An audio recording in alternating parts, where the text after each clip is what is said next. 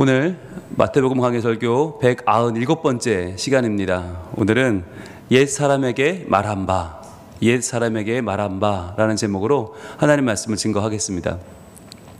여러분, 우리가 지금 예수님 말씀을 듣고 있어요. 이 말씀은 복음입니다. 여러분, 복음이라고 하는 것이 뭐예요? 복된 소식이죠. 복이 있는 소식이에요. 그런데 이 복이 있는 소식이 처음 주어졌나? 그건 아니에요. 이미 주어진 말씀이 우리에게는 있어요. 그런데 그 말씀들을 우리는 복음으로 듣지 못하고 지금까지는 의무감으로, 때로는 부담감으로, 때로는 책임감으로 들었단 말이에요. 그런데 그 말씀들을 지금 예수님께서 그 속에 있는 참뜻을 밝히는 작업을 하고 계신 거예요. 그래서 오늘부터 우리가 보게 되는 이 말씀, 오늘 21절부터 48절까지 긴 말씀인데, 이 긴 말씀의 덩어리가 뭐냐면, 야, 너희가 이렇게 말씀을 들었으나 그것은 이런 뜻이었다라고 하는 그 하나님의 마음을 밝혀주고 있는 예수님의 새로운 해석이라고 지난주에 말씀을 드렸어요. 지난주에 우리가 그래서 너희가 들었으나라고 하는 제목으로 하나님 말씀을 증거했는데, 너희가 들었으나라는 말은 들어왔지만, 지금까지 그렇게 알아왔지만 그게 다가 아니고, 그게 전부가 아니고 사실은 그 안에 더 깊은 뜻이 있었는데 그게 이거야 라고 밝혀주시는 예수님의 새로운 해석과 새로운 예수님의 통찰을 보여주는 말씀이다 라고 했죠. 그래서 우리가 지난주에 정리했는데 한번 보여주시죠. 21절부터 26절까지는 살인에 대해서, 27절부터 30절은 간음에 대해서, 또 31절부터 32절은 이혼에 대해서, 33부터 37절은 맹세에 대해서, 또 38부터 42절은 복수에 대해서, 또 마지막 48절까지는 이웃사랑에 대해서, 자, 6가지 카테고리를 예수님께서 완전히 새롭게 해석을 해주세요. 그러니까 그동안 알고 있던 내용에 플러스 알파를 주님이 전해주시는데, 여러분, 이것이 굉장히 획기적이고 또 굉장히 신선하면서, 그러나 굉장히 직접적으로, 아주 직관적으로 하나님의 마음을 우리에게 전해주고 계시는 거예요. 그런데 이 내용이 살인하지 말라, 간음하지 말라, 거짓 맹세하지 말라, 이웃을 사랑하라, 이게 뭐였냐면 다 10계명이었거든요. 그래서 1000년 이상을 내려오던 이 10계명에 대한 정확한 해석을 예수님이 해주신 거예요. 즉 10계명이 우리를 얽어매기 위한, 우리를 살아가는 데 있어서 우리를 제한하기 위한, 우리를 불편하게 하는 말씀이 아니라 도리어 우리의 관계를 열어주고, 우리의 관계를 풀어주고, 우리의 관계가 정말 하나님 안에서 더 아름다워지고 풍성하게 되는 그런 길임을 알려주시는 말씀이 오늘부터 시작되거든요. 자, 그래서 지난주와 이번 주 2주 동안은 그 틀을 지금 잡는 과정이에요. 이 6가지의 주제를 다루기 전에 이 틀이 뭐였냐면, 옛사람에게 말한 바 너희는 이렇게 들었지만 나는 너에게 이렇게 말한다. 그 말은 이런 뜻이다 라고 하는 이 틀을 지금 잡아가고 있는데, 지난주에는 너희가 들었으나 라고 하는 이 들음에 대한 내용이었죠. 그래서 듣는다고 하는 게 얼마나 중요한가. 우리의 삶이 내 생각, 내가 판단하는 것 같지만 그게 아니라 들어온 것으로 우리는 판단하게 되어 있잖아요. 그래서 지난주에 우리가 쉐마라고 하는 단어를 봤는데, 쉐마가 들으라 이스라엘아 너희 하나님 여호와는 오직 유일한 여호와시니, 그때 들으라도 쉐마였고, 그런가 하면 너희는 거짓된 풍설을 퍼뜨리지 말며 할 때 풍설, 거짓된 소식, 뜬 소식도 쉐마였어요. 똑같이.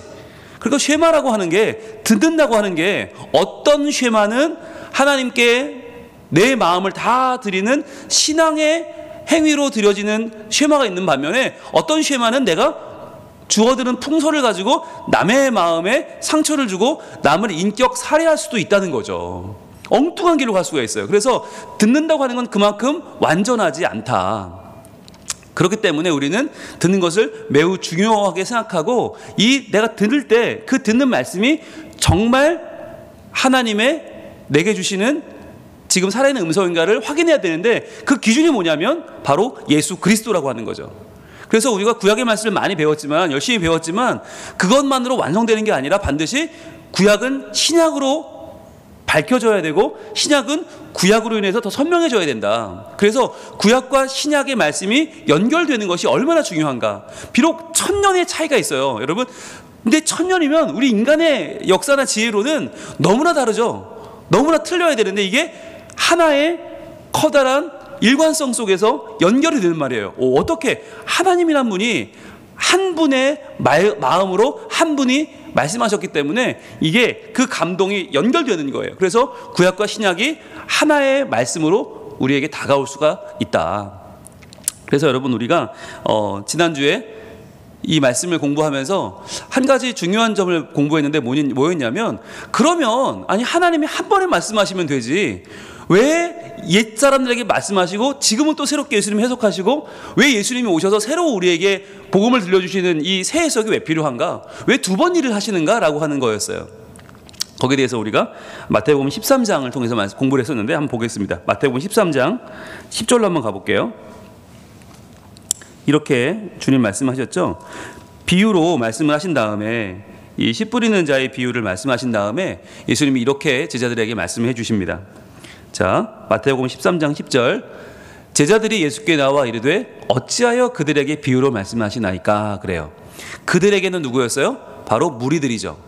제자들이 아닌 무리들, 그리고 바리새인들, 서기관들, 율법사들, 예수님 편에 서지 않은 사람들, 예수님을 거부하는 자들이죠. 자, 왜 그들에게는 비유로 말씀하십니까? 그랬더니 11절. 대답하여 이르시되 천국의 비밀을 아는 것이 너희에게는 허락되었지만 그들에게는 아니 되었다라고 말씀하세요. 즉 천국의 비밀, 미스테리온. 이 미스테리온이, 이 비밀이 신비잖아요. 신비. 그러니까 신비라고 하는 것을 함부로 그들에게 줄 수가 없다는 거예요.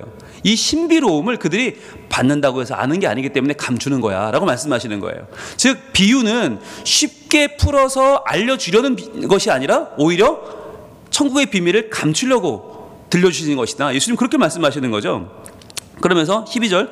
무릇 있는 자는 받아 넉넉하게 되되 없는 자는 그 있는 것도 빼앗긴다. 이것은 자본주의를 옹호하는 말씀이 아니라고 그랬죠. 즉 말씀에 있어서 천국의 비밀, 바로 예수 그리스도, 그 비밀을 가진 자는 말씀이 더 그 비밀의 해석으로 다가와서 은혜가 되고 예수님을 더 믿고 예수님을 향해 살게 되는 더 거룩한 길을 걷게 되지만, 없는 자는 있는 것도 빼앗긴다. 예수님이 없어요. 그 마음속에 예수님에 대한 천국의 비밀, 그분에 대한 깨달음이 없으면 아무리 말씀을 많이 들어도 그것이 율법이 되고 그것이 우리의 거치는 돌이 되고 부담이 되고 딱딱하게 돼서 결국 그 말씀은 우리에게 아무런 도움이 되지 않는다라는 말씀을 지금 주고 계신 거죠. 그래서 여러분, 이 말씀은요, 마태복음 13장 12절은 올바로만 해석하면 너무 좋은 말씀인데 이걸 잘못 해석하면 이게 시험거리가 돼요. 하나님은 빈익빈 부익부를 조장하시는가? 하나님은 있는 사람들만 좋아하시나? 그렇지 않아요.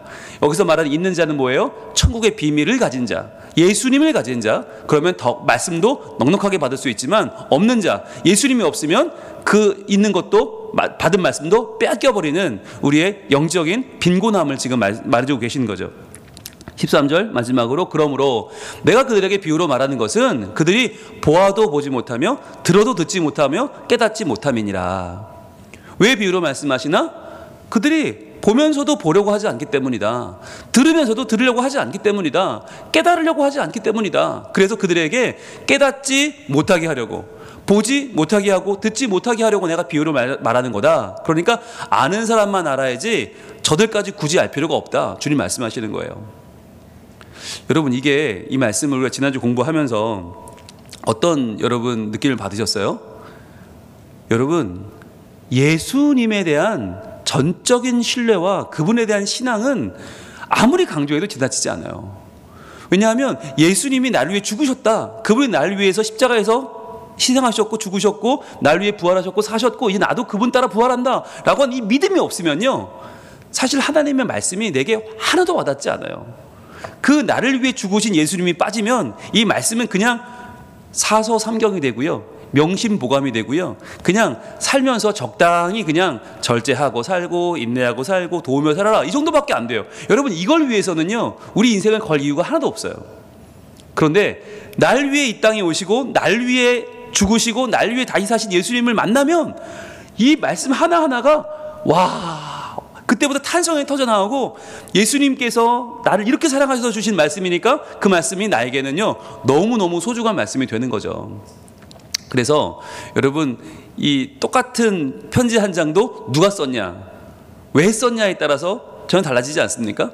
우리 집에 갔더니 아파트 앞에 붙어있는 그 뭐 광고 종이 문건 하나 아무 신경 없이 우리는 떼버리잖아요. 그리고 버리잖아요. 아무 신경 안 써요. 그러나 나를 위해서 내 아버지가 마지막으로 한자 한자 꾹꾹 눌러 써주신 아버지의 유언장 같은 편지가 있다면 그 한 장의 종이는 얼마나 큰 가치가 있는 것입니까? 마치 성경을 대하는 우리의 자세가 그렇게 다르다는 거예요. 예수님이 빠지면, 날 위해 죽으신 분이 빠지면 성경은 그냥 책이에요. 이건 그냥 문자예요. 그냥 종이 덩어리예요. 아무 의미가 없어요. 그러나 날 위해서 죽으시고 부활하신 예수님, 그분의 말씀이면 이게 달라지는 거죠. 가치가 달라지는 거죠. 그분에 대한 증거고, 그분에 대한 예언이고, 그분에 대한 말씀이고, 그분에 대한 증거라면 이것은 우리에게는 목숨 같은 책이 되는 거죠. 그래서 말씀을 바라보는 자세가 달라지는 이유는 무엇입니까? 예수님을 아느냐는 거예요. 천국의 비밀이신, 미스테리온이신 그 신비로운 분을 아느냐, 만났느냐, 찾았느냐, 그분을 통해서 말씀을 경험했느냐 하는 것이 우리 삶에는 너무나 중요한 일이죠. 그래서 오늘 그 마음을 가지고 오늘 이 말씀을 한 번 더 만나기를 소원합니다. 오늘 본문 마태복음 5장 21절 같이 다시 한번 읽어봅니다. 시작. 옛사람에게 말한 바 살인하지 말라. 누구든지 살인하면 심판을 받게 되리라 하였다는 것을 너희가 들었으나. 아멘. 자, 오늘은요 아직까지는 틀 작업을 하기 때문에 내용으로 들어가진 않고 이 살인하지 말라는 다음 주에 할 거고요. 오늘은 옛사람에게 말한 바 너희가 들었으나, 이 부분을 한 번 더 다룰 거예요. 옛사람에게 말한 바. 자, 여러분 이것을 우리는 자칫 오해할 수 있어요. 신약과 구약을 이렇게 두고 볼 때 어떤 분들은 구약을 더 중요하게 여기는 분이 있고, 어떤 분들은 그래도 신약이 중요하지라는 분들이 있거든요. 구약이 일단 분량이 많잖아요.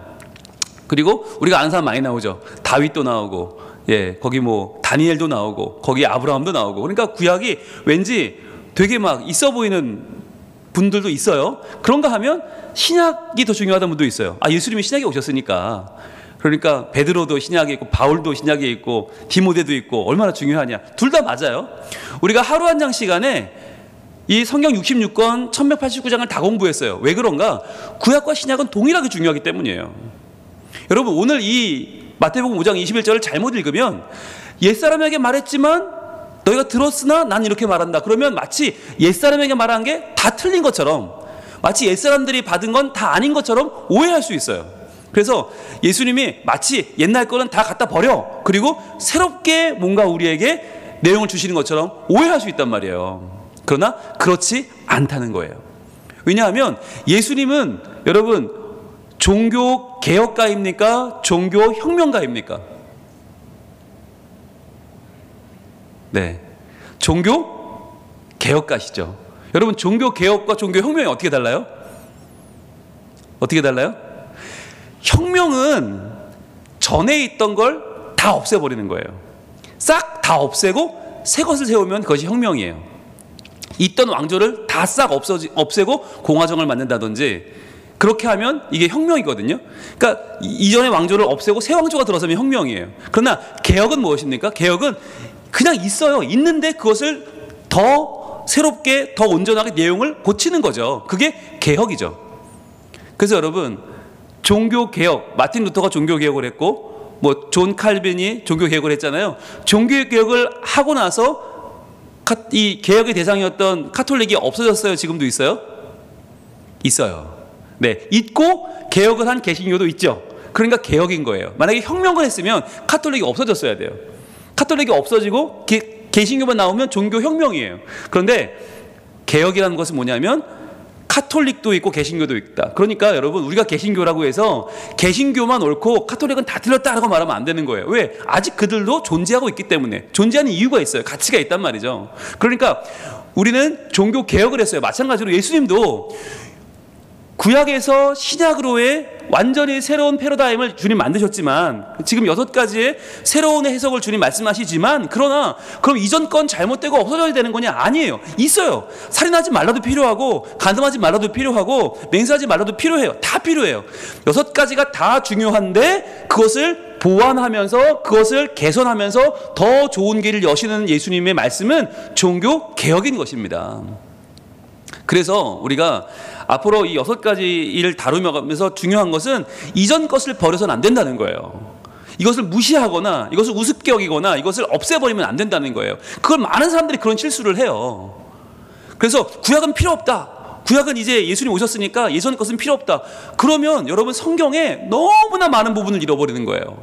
그리고 하나님을 알 수 있는 하나님 아는 지식을 너무나 많이 잃어버려서 하나님의 성품도 하나님의 사역도 다 잃어버리는 거예요. 너무나 큰 손해예요.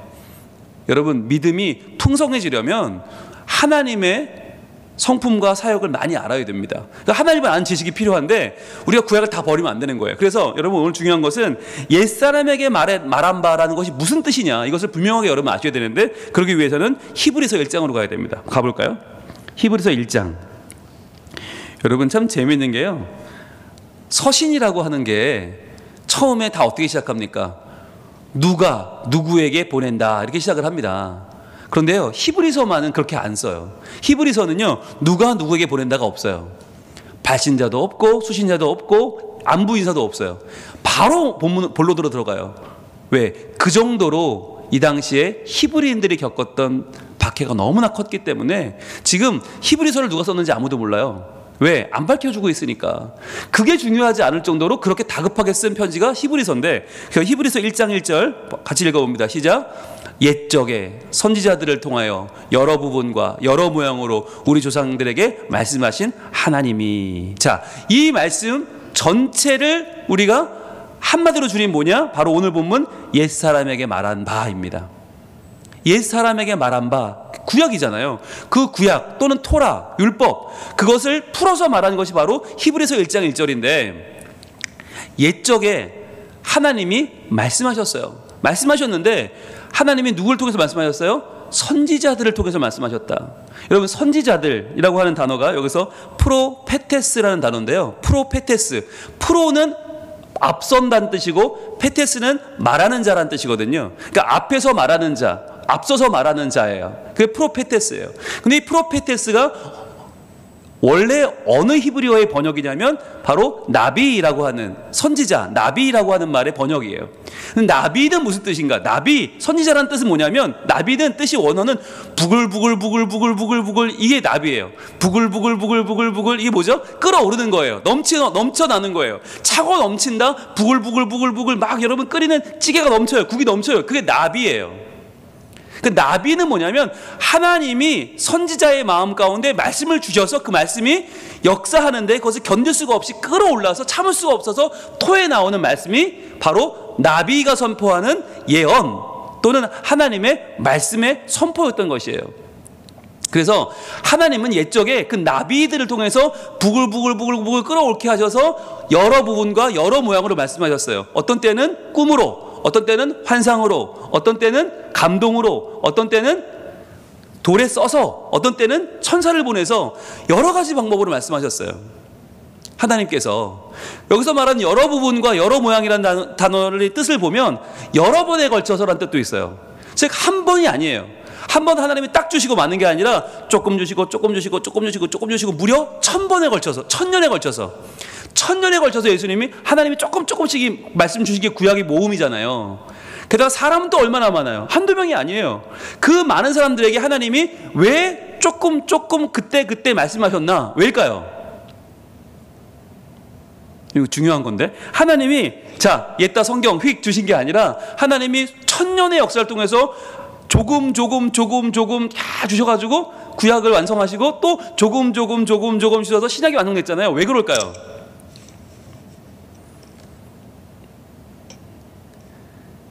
네, 여러분, 이게 중요한 건데요.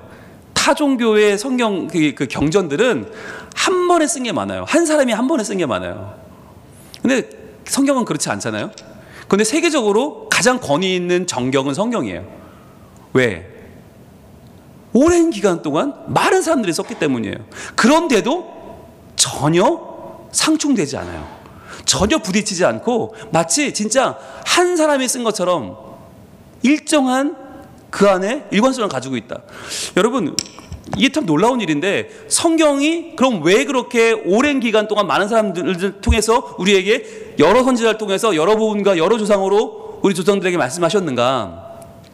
여러분, 여기에 대한 대답을 하려면 더 중요한 질문을 먼저 던져야 되는데, 하나님이 왜 사람을 통해서 말씀하셨는가 하는 거예요. 왜 선지자들을 통해서 말씀하셨나? 직접 하시면 더 좋잖아요. 하나님이 직접 십계명을 써주시듯이 그렇게 성경을 써서 주시면 되잖아요. 아니면 하나님이 사람을 통하지 않고 다른 방법으로 주실 수 있잖아요. 근데 왜 사람을 통해서, 선지자를 통해서, 나비들을 통해 주셨나요? 네. 이유는 한 가지죠. 하나님 말씀은 진공 상태에서 주어지는 것이 아니기 때문이에요. 하나님의 말씀은 어떤 상황 속에 주어져요. 하나님 말씀은 우리의 시간과 공간, 특정한 상황 가운데 주어진다. 그것은 뭐냐면 하나님의 마음을 우리에게 전해주고 싶은 거예요. 그냥 단순한 논리로서가 아니라, 그냥 이론으로서가 아니라, 과연 이 상황 가운데 지금 이런 일을 겪고 있는 주의 백성들에게 하나님이 지금 이 상황에 주시는 그 마음을 선지자를 통해서 끌어오르게 하셔서 그 열정과 그 사랑과 그 관심 속에서 선포하게 하시는 거예요. 그래서 우리가 말씀을 들을 때 이 말씀은 문자가 아니에요. 이 말씀은 그냥 단어가 아니에요. 이것은 우리를 향해 쏟아놓으시는 하나님의 감정이 담긴 하나님의 호소이고, 때로는 사랑의 속삭임이고, 때로는 엄중한 선포이시면서 때로는 기쁨에 찬 감격의 외침이 되는 거예요. 그래서 그것을 위해서 하나님은 사람을 사용하신 거예요. 그래서 하나님은 이 말씀이 똑같은 말씀이라도 그냥 아무 때나 막 적용하면 되는 게 아니라 특정한 시간, 특정한 상황, 특정한 사람들에게 하나님은 그 상황 속에서 가장 유효하고 가장 필요하고 가장 우리가 붙잡아야 될 말씀들을 주신 거예요. 그게 모이고 모여서 성경이 된 것이죠. 그래서 우리가 성경을 공부할 때 중요한 게, 여러 번 강조드리지만 그 현장을 이해하는 거, 그 말씀을 처음 받은 사람들, 그 처음의 청자, 처음의 독자를 이해하는 건 매우 중요해요. 그렇지 않고 그들에 대한 이해 없이 그냥 문장만 하나 떼다가 문장 휙 던지면서 자 받아라 받아라 이런 식으로 던지는 말씀들은 굉장히 위험해요. 그건 완전히 잘못 이해할 수 있거든요. 엉뚱한 해석이 되거든요. 왜냐하면 하나님은 각각의 상황 속에서 각각의 사람들에게 각각의 마음을 품고 각각의 선지자들을 끌어오르게 해서 주신 말씀이기 때문에 그 말씀들은 굉장히 사실 감정적이고 굉장히 인간적이고, 그러면서 굉장히 우리의 삶에 구체적으로 와닿는 말씀이 되는 거예요. 그래서 10계명조차도 자 1계명, 2계명, 3계명, 4계명, 5계명, 6계명, 10계명 자 같이 지켜가 아니라 각각의 계명들이 어떻게 우리 삶과 맞닿아 있으며 어떻게 우리가 그것을 해석해야 되며 어떻게 우리가 이해해야 되는지, 그것을 예수님이 지금 이 마태복음에서 새롭게 우리에게 풀어주시면서 단순한 문자로 끝나버릴 수 있는 말씀을 우리의 삶으로 지금 끌어오시는 거죠. 그 작업을 지금 예수님이 하고 계시는 것입니다. 그래서 이렇게 옛적의 선지자들을 통해서 여러 부분과 여러 말씀으로 우리에게 말씀하신 하나님, 그 말씀이 얼마나 중요합니까? 구약의 말씀들 너무나 소중해요. 그런데 그분이 어떻게 하세요? 바로 2절에 이 모든 날 마지막에는 아들을 통하여 우리에게 말씀하셨으니 그래요. 자, 하나님이 말씀하시는데 그 말씀하시는 하나님이 누구를 통해서요? 이제는 아들을 통해서 말씀하신다. 아들을 통해서. 그 아들이 예수 그리스도죠. 그런데 그러면 그 아들을 통해서 말씀하시는 때가 언제예요? 이 모든 날 마지막이에요. 이것을 우리는 두 글자로 말세라고 부릅니다. 말세. 자, 말세가 언제 오는가? 이게 많은 분들의 관심사인데 성경은 뭐라고 말씀하시는가? 예수님이 오시면 그게 말세예요. 예수님이 오시면 그게 이 모든 날 마지막이에요. 마지막. 여러분, 유대인들은 그렇게 생각을 합니다. 현세는 율법의 시대다. 그리고 장차 올 그때는 메시아의 시대다 라고 말하거든요. 그런데 유대인들은 아직도 현세예요.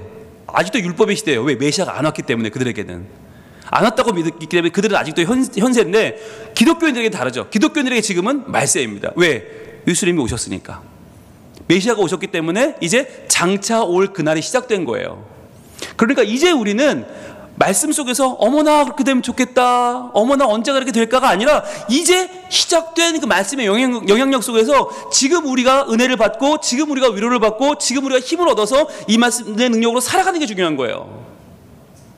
언젠가가 아니에요. 지금이에요. 지금. 내가 지금 이 말씀 속에 살고 있어요. 그 제일 중요한 단어가 뭐냐? 바로 말씀하셨으니라는 단어예요. 말씀하셨으니. 동그라미 한번 해보실래요? 여기서 말씀은, 이 말씀은 레고가 아니에요. 로고스가 아니에요. 로고스. 자, 1절에도 말씀하신 하나님이 똑같은 말씀인데 로고스가 아니에요. 로고스라고 말할 때 말씀은 뭐냐면 지혜고 그 말씀은 이론이에요. 이론. 로고스는 이론이에요. 철저히 이론적이에요. 그런데 여기서 말씀은 뭐냐? 레마입니다.